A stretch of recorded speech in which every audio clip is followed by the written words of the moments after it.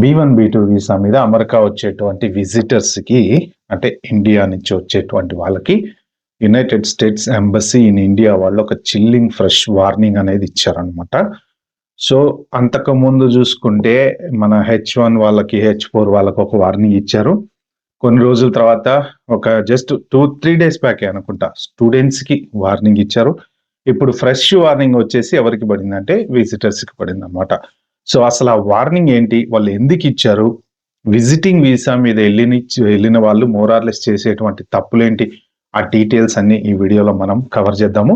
So ఎందుకంటే ఇది కొంచెం ప్రాక్టికల్గా చాలా ఇంపార్టెంట్ వీడియో. ఎందుకంటే మెయిన్ పేరెంట్స్ ఎవరైతే ఉంటారో వాళ్ళు అమెరికా వెళ్తూ ఉంటారు కాబట్టి రీసెంట్గా కూడా చాలా మంది అంటే వీసాలు రిజెక్ట్ అవుతున్నాయి అది ఇది అని చెప్పేసి నాకు కామెంట్స్ కూడా పెట్టారు. అంటే కొన్ని అవి విజిట్ వీసా మీద వెళ్ళే వాళ్ళ కోసం క్రియేట్ చేసిన పేరెంట్స్ కోసం క్రియేట్ చేసినటువంటి వీడియోలు ఉన్నాయి, వాటి కింద కామెంట్ పెట్టారు అనమాట. సో అయితే అసలు ఏం జరుగుతుంది ఈ B1 B2 వీసా గురించి మొత్తం క్లియర్గా అన్ని మాట్లాడుకుందాం. దయచేసి నా చిన్న రిక్వెస్ట్, ప్లీజ్ చాలా మంది సబ్స్క్రైబ్ చేసుకోకుండా చూస్తున్నారు, ప్లీజ్ సబ్స్క్రైబ్ చేసుకోండి. దాదాపు ఒక 1 మంత్ అవుతుంది అనుకుంటా అసలు ఎవ్వరు సబ్స్క్రైబ్ చేసుకోవట్లేదు. అందరూ వీడియోలు చూస్తున్నారు, లైక్ చేస్తున్నారు, కామెంట్ పెడుతున్నారు, సబ్స్క్రైబ్ మాత్రం చేసుకోవట్లేదు. చేసుకుని వాళ్ళు ఎవరంటే చేసుకోండి. ఇంకా ఒక లైక్ ప్లీజ్, అంటే లైక్ ఇస్తే కొంచెం వీడియో ఆబ్వియస్లీ ఇదేంటంటే ఇంపార్టెంట్ వీడియో, పేరెంట్స్కి మెయిన్ ఇంపార్టెంట్. ఎవరైనా యూఎస్లో ఉండే వాళ్ళు కనుక పిల్లలు చూసినా మీ పేరెంట్స్కి పంపించి ప్రిపేర్ అవ్వమని చెప్పండి. మనం టాపిక్లోకి వెళ్ళే ముందు ఈ B1 B2 వీసాకి సంబంధించినటువంటి విజిటర్ వీసా అంటే పేరెంట్స్ ఎవరెవరైనా అన్ఎడ్యుకేటెడ్స్ కానీ ఎడ్యుకేటెడ్స్ కానీ ఎవరైనా కానీ ఫస్ట్ టైం ఫ్లై చేసే వాళ్ళకి సంబంధించి వీసా తీసుకునే వాళ్ళకి సంబంధించి నేను దగ్గర 7-8 వీడియోలు క్రియేట్ చేశాను. అవన్నీ ఒక ప్లేలిస్ట్లో పెట్టా. చాలా మంది మిస్ అయ్యారు, అంటే అది ఎప్పుడో మన ఛానల్ ఇంకా కొంచెం గ్రో అవ్వకముందు చేసినవి అవి ఇప్పుడు చూస్తున్నారు అనమాట. నిన్న కూడా ఒక వీడియో చూసి అరే నేను మిస్ అయ్యానండి ఈ వీడియో చూస్తుంటే బాగుండేది, యాక్చువల్గా మా మదర్కి వీసా రిజెక్ట్ అయిందని కామెంట్ పెట్టారనమాట. ఎవరైనా సరే మిస్ అయ్యి ఉంటే, లేదు ఒకవేళ మీకు తెలిసిన వాళ్ళు కానీ మీ పేరెంట్స్ కానీ ఎవరైనా వస్తుంటే ఆ సిరీస్ ఆఫ్ వీడియోస్ అన్ని పంపించండి. ఎందుకంటే అది స్టార్టింగ్ దగ్గర నుంచి అన్ని రకాల వీడియోలు ఉన్నాయి దాంట్లో. ఫ్లైట్ ఎలా ఎక్కాలి, వీల్ చైర్ ఎలా బుక్ చేసుకోవాలి, ట్రాన్స్లేటర్ని అంటే మనకు ఒకవేళ ఇంగ్లీష్ రాని పేరెంట్స్కి ట్రాన్స్లేటర్స్ని ఎలా బుక్ చేసుకోవాలి, ఇంటర్వ్యూలో ఎలా మాట్లాడాలి, ఏం డాక్యుమెంట్స్ తీసుకెళ్ళాలి, ప్రతి సింగిల్ వీడియో ఆ సిరీస్లో ఉంది. సో కింద లింక్ డిస్క్రిప్షన్లో పెడతా, మీరు వెళ్ళి దయచేసి చూడండి. ఇంకా ఇవాల్టి టాపిక్ ఏంటి అంటే విజిట్ వీసా మీద చాలా మంది అమెరికా వెళ్ళే వాళ్ళకి యునైటెడ్ స్టేట్స్ వాళ్ళు వార్నింగ్ ఇచ్చారు. వార్నింగ్ తో పాటు సింపుల్ గా ఒక వీడియో కూడా పెట్టారు అనమాట ఎక్స్ పోస్ట్ లో. సో మనం ఆ ఫస్ట్ వీడియో చూద్దాం, చూసిన తర్వాత ఆ వార్నింగ్ ఏంటి, అసలు వీళ్ళకి ఏమేమి ప్రాబ్లమ్స్ ఉంటాయి, ఎందుకు ఇలాంటి వార్నింగ్ ఇచ్చారనేది డిస్కస్ చేద్దాము. Let's go and watch the video now. Hi, my name is Nick. My name is Neha. Welcome to Visa Guide. During your visa interview, if the consular officer believes you do not intend to follow the rules for a visitor visa, he or she may deny your application. It is your responsibility to use your visa correctly.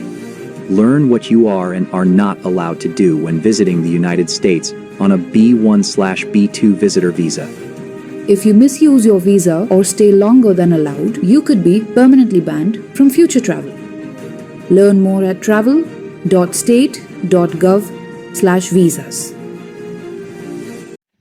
Right, అది చూశారు కదా. So అది main వాళ్ళు చెప్పింది ఏంటంటే over stay అనేది చాలా చాలా చాలా మంది చేస్తారనమాట. ఇప్పటి వరకు ఏంటంటే ఒక్కసారి ఓవర్ స్టే చేసినా మళ్ళీ సెకండ్ టైం వెళ్ళి మళ్ళీ వెనక్కి వచ్చేటప్పుడు పెద్ద ఇబ్బంది అయితే కాలేదు. కానీ ఇప్పుడు ఈ ప్రెసెంట్ సిచ్యువేషన్ లో ఎవరైనా సరే అంటే 10 సంవత్సరాల క్రితం మీరు ఓవర్ స్టే 1 డే చేసున్నా కూడా ఇప్పుడు వీసా రిజెక్ట్ అవటాలు కానీ పోర్ట్ ఆఫ్ ఎంట్రీలో డినై అవటాలు కానీ అలాంటివి జరుగుతున్నాయి అనమాట. సో ఎవరైనా పేరెంట్స్ అమెరికా వెళ్ళినప్పుడు మీరు over stay not even single day, me ticket A date అయితే ఉందో ఆ డేట్ నాడు ఎట్టి పరిస్థితుల్లోనూ మీరు అంటే వీలైతే మీ ఎండ్ డేట్కి ఒక 2 రోజులు ముందైనా వెళ్ళండి పర్లేదు, కానీ ఓవర్ స్టే మాత్రం చేయకండి. లేదు ఎమర్జెన్సీ మెడికల్ కానీ అలాంటి సిచ్యువేషన్స్ ఏమన్నా ఉంటే మాత్రం మీరు వీసా ఎక్స్టెన్షన్కి అప్లై ముందే చేసుకోండి. అంటే ఆ పర్టికులర్ టైం కన్నా ముందే చేసుకోండి. అవసరమైతే అటార్నీని సంప్రదించి వాళ్ళు ఏం చెప్తారో దాన్ని బట్టి.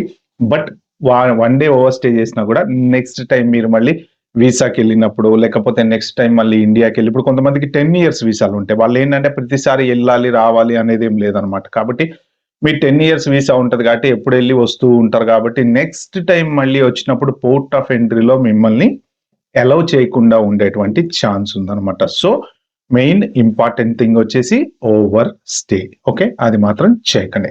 నెక్స్ట్, మీరు ఇంటర్వ్యూకి వెళ్ళేటప్పుడు కరెక్ట్ డాక్యుమెంటేషన్ తీసుకొని వెళ్ళండి. అక్కడికి వెళ్ళినప్పుడు ఏదైనా డాక్యుమెంట్ మిస్ అయింది, లేకపోతే మీ పిల్లలకి సంబంధించినటువంటి, ఇప్పుడు కొంతమంది పిల్లలు ఉంటే వెళ్తారు కదా, వాళ్ళకి సంబంధించినటువంటి డాక్యుమెంట్ ఏమి తీసుకెళ్ళి కానీ ఏదైనా మిస్రిప్రజెంటేషన్ లాంటిది ఏదైనా చేస్తే, అంటే ఫేక్ డాక్యుమెంట్స్ ఏమన్నా మీరు క్రియేట్ చేసి కనుక మీ B1 B2 వీసా తీసుకోవటానికి ప్రయత్నం చేస్తే అది కూడా మీకు ప్రాబ్లం అవుతుంది అనమాట. అంటే పోర్ట్ ఆఫ్, ఒకవేళ ఇక్కడ ఎంబసీలో గనక మీకు వీసా వచ్చినా గానీ, ఇప్పుడు వాళ్ళ ఎక్స్ పోస్ట్ లో చెప్పింది ఏంటంటే పోర్ట్ ఆఫ్ ఎంట్రీలో ఆఫీసర్ కి డిస్క్రిషనరీ పవర్స్ అనేవి ఉంటాయి అన్నమాట.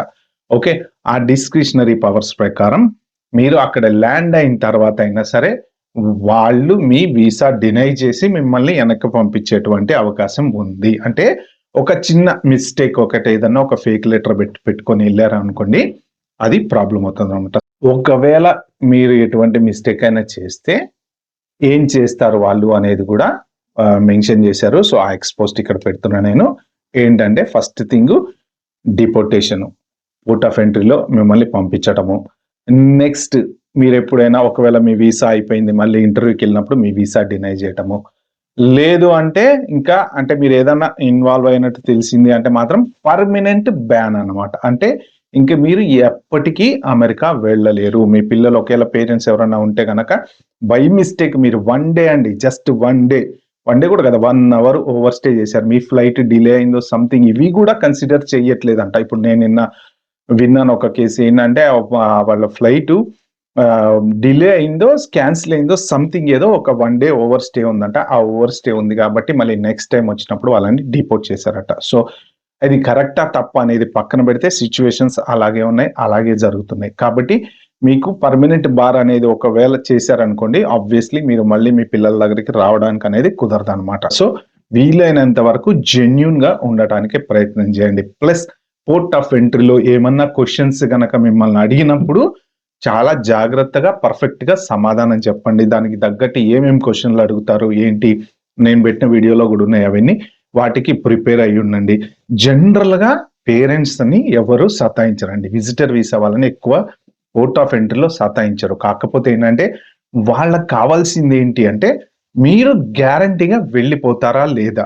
రీసెంట్ గా చూసారు కదా, ఒక 72 ఏళ్ల ఒక లేడీ గ్రీన్ కార్డుకి అప్లై చేస్తా దొరికిపోతే ఐస్ వాళ్ళు పట్టుకొని డిపోర్ట్ చేశారు. ఏంటి అంటే ఆమె వచ్చి ఓవర్ స్టే చేసి ఎవరినో పెళ్లి చేసుకున్నా అని చెప్పేసి ఒక స్టోరీ అంతా క్రియేట్ చేసేసి ఈమె కన్నా 9 ఇయర్స్ చిన్నవాడిని పెళ్లి చేసుకున్నా అని చెప్పేసి, అసలు ఆయన ఎక్కడ ఉంటాడో ఈమె ఎక్కడ ఉంటాడో, ఈమెకి ఇంగ్లీష్ రాదు, అతనికి ఏమో వీళ్ళ భాష రాదు. సో అలాంటివి సిచ్యువేషన్స్ అన్ని, అంటే వాళ్ళు ఇలాంటివన్నీ చూశారు. ఇప్పుడు గ్రీన్ కార్డ్ అప్లికేషన్స్ మొత్తం వాళ్ళు ఎక్కువ స్క్రూటినీ చేయడం వల్ల ఇలాంటివన్నీ దొరుకుతున్నాయి అనమాట. విజిట్ వీసా మీద వస్తున్నారు, ఉండిపోతున్నారు, లోకల్ వాళ్ళని పెళ్లి చేసుకుంటున్నారు, గ్రీన్ కార్డ్ అప్లై చేసుకున్నారు, ఇది జరుగుతుంది. సో అంటే విజిట్ వీసా అంటే మనం అందరం జనరల్ గా మన పేరెంట్స్ వస్తారు కదా అని అనుకుంటాము. ఒక్కళ్ళ పేరెంట్స్ ఒక్కళ్ళే కాదండి, విజిట్ వీసా మీద కొన్ని వేల లక్షల మంది వస్తారు.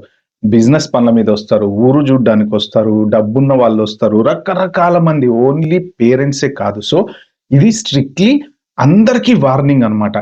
ఇప్పుడు కొంతమంది అప్పుడెప్పుడో విన్నా నేను, కొంతమంది ఏంటంటే సినిమా షూటింగ్ అని చెప్పేసి కూడా ఈ విజిట్ వీసాల మీద కొంతమందిని తీసుకెళ్తారంట. ఇంకా వెళ్ళే వరకు ఓకే, వెళ్ళిన తర్వాత ఇంక వాళ్ళు తీసుకురారట. మరి ఇది ఎంతవరకు నిజమో నాకు తెలియదు కానీ, అంటే రకరకాల దారులు అనమాట. సో అందుకని చెప్పేసి వాళ్ళు స్ట్రిక్ట్ వార్నింగ్ అనేది ఇచ్చారు. నెక్స్ట్ ఇంకొకటి, పేరెంట్స్ అక్కడికి వెళ్ళిన తర్వాత చాలా మంది పేరెంట్స్, మన తెలుగు పేరెంట్స్ వాళ్ళు కూడా హోటళ్లలో పనిచేయడము, ఏది కూతురు గనక రెస్టారెంట్ లో పనిచేస్తుంది అంటే తల్లి వెళ్ళి kitchen powder mean to say అంట్లు కడిగే జాబులో, లేకపోతే కూరగాయలు కట్ చేసే జాబులో, ఇలాంటి జాబులు చేయటము లాంటివి చేస్తుంటారు. లేదు అంటే ఆ పక్కింట్లో తెలిసినోడి ఫ్యామిలీ, ఈ పక్కింట్లో తెలిసినోడి ఫ్యామిలీ, ఏం చేస్తావు ఉండి ఖాళీ కూర్చుని 5 పిల్లల్ని చూసుకోరాదు, 4 పైసలు వస్తాయి కదా అని చెప్పి అనడము, లేకపోతే బిడ్డ నేను ఖాళీ కూర్చొని ఏం చేస్తే ఎవరైనా పిల్లలు ఉంటే చూడు నేను చూసుకుంటా అని చెప్పి ఏమనడము అంటే అది డే కేర్ కిందకు వస్తుంది. డే కేరు లేకపోతే మీరు పిల్లల్ని చూసుకుంటుంటే ఏంటంటే దానికి ఒక స్కూలింగ్ అనేది ఉండాలి, సర్టిఫికేషన్ అనేది ఉండాలి. అంటే ఒక ప్రాపర్‌గా రూల్స్ అనేవి సెట్ ఆఫ్ రూల్స్ అనేవి పాటించి బిజినెస్ అనేది పెట్టుకొని చూడాలన్నమాట. సో, మీరు సింపుల్‌గా బేబీ సిట్టింగ్ చేయాలంటే కుదరదు. జనరల్‌గా ఇది మామూలుగా మన కల్చర్‌లో ఏంటంటే ఇటో నలుగురు పిల్లల్ని వాళ్ళ ఆఫీస్‌కెళ్ళేటప్పుడు వదిలేసి వెళ్ళిపోతుంటారు. బయట అయితే వాళ్ళు బాగా డబ్బులు కట్టాల్సొస్తదని తెలిసినోళ్ళు అనుకోండి ఎంతో కొంత ఇచ్చేసి వదిలేసి వెళ్ళిపోతుంటారన్నమాట. ఇలాంటి సంఘటనలు గూడా జరిగినాయి. అలా చూసుకుంటున్న టైంలోనే పిల్లోడు కింద పడటము, వాడు చనిపోవటము, వాళ్ళ మీద కేసేయటము ఇలాంటి చాలా చాలా సంఘటనలు జరిగినాయి. సో, మీరు బేబీ సిట్టింగ్ చేయటానికి అనర్హులు. విజిట్ వీసా మీద వచ్చినటువంటి పేరెంట్స్ ఎవరైనా సరే కేవలం జస్ట్ మీరు రండి, సైట్ సీయింగ్ చేయండి, మీ పిల్లలతో ఉండండి, హ్యాపీగా తినండి, వాళ్ళెక్కడికైనా తీసుకెళ్తే తిరగండి, రోడ్డు మీద వాకింగ్ చేయండి, ఏమన్నా చేయండి. కానీ ఇలాంటి బిజినెస్‌లు గాని, హోటళ్లలో పనిచేయటం గాని, ఎక్కడన్నా జాబులు చేయటం గాని, ఇప్పుడు ఫర్ ఎగ్జాంపుల్ మీ అబ్బాయికి షాప్ ఉందండి. ఓకే. మీరెళ్లి ఆ షాప్‌లో ఉన్నారు. అంటే బోర్ కొడతది కదా! ఇంట్లో కూర్చొని చేసేదేముంది? నేను కాసేపు ఉంటా లేరా షాప్‌లో ఒక 2 గంటలు అని చెప్పి అంటే చాలా మంది పిల్లలకి ఉన్నాయి. బిజినెస్‌లున్నాయి. పెట్రోల్ బంకులు, షాపులు వాళ్ళ తల్లిదండ్రులు వస్తా ఉంటారు. కూర్చుంటారు కాసేపు. మీరు చేయకూడదు. కరెక్ట్ కాదు. కావాలంటే ఎళ్ళండి సరదాగా షాప్‌లో అటు ఇటు తిరగండి. ఒక ఐస్ క్రీమ్ కొనుక్కొని తిరగండి.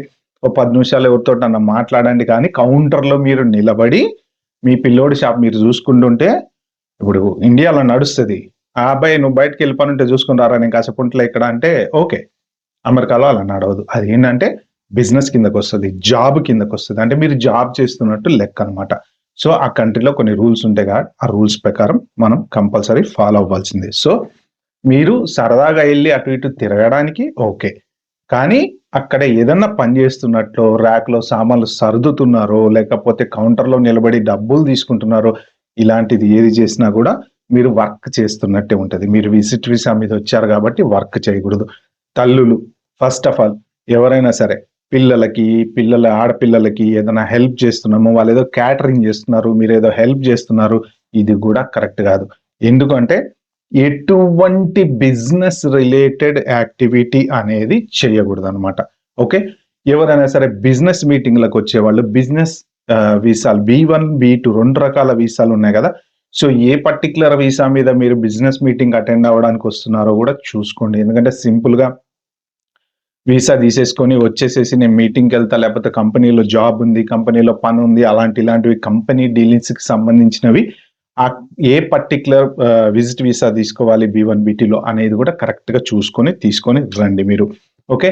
నెక్స్ట్ ఇంకా రూల్స్ డ్రైవింగ్. ఒకవేళ మీరెవరైనా అంటే రెగ్యులర్‌గా వచ్చేటువంటి పేరెంట్స్ ఎవరైనా నాకు డ్రైవింగ్ వచ్చు, నాకు డ్రైవింగ్ లైసెన్స్ ఉంది, నేను డ్రైవింగ్ చేస్తా అని అనుకుంటే గూడా రూల్స్ జాగ్రత్తగా పాటించండి. పొరపాటున కూడా డ్రింక్ డ్రైవ్ లాంటివి చేయటాలు గాని, లేదు రోడ్డు మీద ఎళ్తున్న వాళ్ళని విచిత్రంగా చూడ్డాలు గాని, సో, ఇలాంటి కేసు గూడా ఒకటి జరిగింది. ఎవరో ఒక తెలుగతను అలా ఎవరినో చూస్తున్నారంట. ఆళ్ళు పోలీసులకు ఫోను చేశారు. పోలీసోళ్ళొచ్చేసి ఆయనని చేతులన్నీ ఎనకాల పెట్టేసి, కట్టేసి పట్టుకుని ఎంత తర్వాత వదిలేసినా ఆ పర్టిక్యులర్ టైంలో అక్కడ సిట్యుయేషన్ అక్కడ లా ఏంటి అంటే ఎవరినైనా పట్టుకోవాలి అంటే ఎంబటే చేతులు ఎనకాల పెట్టేసేసి బేడీలేసేస్తారు. వాడు మంచోడా? చెడ్డోడా? ఇంకొకటా అనేది తర్వాత ప్రూవ్ అయితది. కానీ ఫస్ట్ ఆ పెద్దాయనకి పాపం నేల మీద ఫుట్‌పాత్ మీద పడుకోబెట్టేసి చేతులు ఎనకాల పెట్టేసి కట్టేసారంటే అది ఎంత ఘోరమండి. సో, ఇలాంటివన్నీ ఉంటాయి గాబట్టి పేరెంట్స్ దయచేసి ఎవరైనా సరే మీరు ఎటువంటి క్రిమినల్ రిలేటెడ్ వాటిలో ఇన్వాల్వ్ కాకండి. ఎవరిని సీరియస్‌గా చూడకండి. లేకపోతే తెలియని వాళ్ళతోటి ఎవరితోటి ఇంటరాక్షన్ పెట్టుకొని ఇప్పుడు ఎవరికైనా హెల్ప్ చేద్దామన్నా గూడా ఒక్కొక్కసారి ప్రాబ్లమ్ గావచ్చు. మీరు హెల్ప్ చేసే సిట్యుయేషన్‌లో ఎవరికైనా ఏదైనా జరిగిందనుకోండి, అది గూడా సీరియస్ అవుతది అబ్రాడ్‌లో. యాక్సిడెంట్ అయినప్పుడు ఎవరైనా మనం 911కు ఫోను జేస్తే అవతల పక్క ఎవరన్నా ఏదన్నా చెప్పితేనే మనం చెయ్యాలి తప్ప, మనంతట మనము ఓన్ వైద్యాలు జేయడానికి ఉండదక్కడ. సో, ఇలా చేసి గూడా ఒక డాక్టర్‌కి 14 సంవత్సరాల జైలు శిక్ష పడింది. అంటే ఎవరో పేరెంట్ డాక్టరు యాక్చువల్‌గా చిన్న పిల్లోడికి ఏదో జరిగితే ఆమె తమ సొంత వైద్యం జెప్పిందంట. ఆ పిల్లోడు చనిపోయాడు. సో, 14 సంవత్సరాల జైలు శిక్ష పడిందామెకి. అంటే ఏంటంటే ఇంటెన్షనల్‌గా కావాలని ఆ పిల్లగాడికి ఏదో చేయాలని చెప్పరు. ఎందుకంటే మన డాక్టర్ వృత్తి కాబట్టి డాక్టర్లకి ఏంటంటే అరే మనం చేయాలి, వాళ్ళని కాపాడాలి అనే ఉద్దేశంతో చేస్తారని, కావాలని చేయరు. But none of your business, stay away from it. మీకు అంబులెన్స్ ఫోన్ చేయండి, అంబులెన్స్ వస్తుంది, వాళ్ళు చూసుకుంటారు.